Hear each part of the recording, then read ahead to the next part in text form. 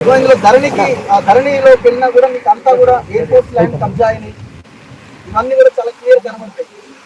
Assign lands ఇవన్నీ data మన దగ్గర ఉన్నది. సీలింగ్ పట్టా ఈ సర్వే నెంబర్ చూస్తే మనకు అర్థమవుతుంది. సర్వే నెంబర్ 68 ఇట్లా 87 86 ఇవన్నీ కూడా. ఇక్కడ మెయిన్ ప్రాబ్లం ఎక్కడ వచ్చిందంటే ఇప్పుడు చైతన్యారెడ్డి అనే ఒక మహిళ కంప్లైంట్ ఇవాళ ఎఫ్ఐఆర్ అయిందని అంటున్నారు. ఎవరు? రంగనాథ్ అంటున్నారు. ఆ 150 ఫీట్ రోడ్ ఏదైతే ఉందో ఇక మనం నిలబడ్డదే ఇదే 150 ఫీట్ రోడ్. కొంచెం సైడ్కి వస్తే ఇదంతా కూడా మీరు 150 ఫీట్ రోడ్ అనమాట. 150 ఫీట్ల road.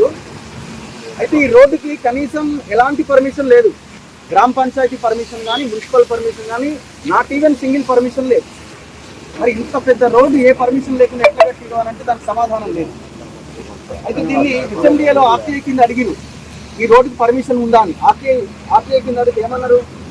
In this regard it is to inform that as per available record this office has not given any permission for formation of 150 feet wide road. ఇది ఎవిడెన్స్. ఇంతవరకు దీని మీద యాక్షన్ తీసుకురా లేదు. ఇంకొక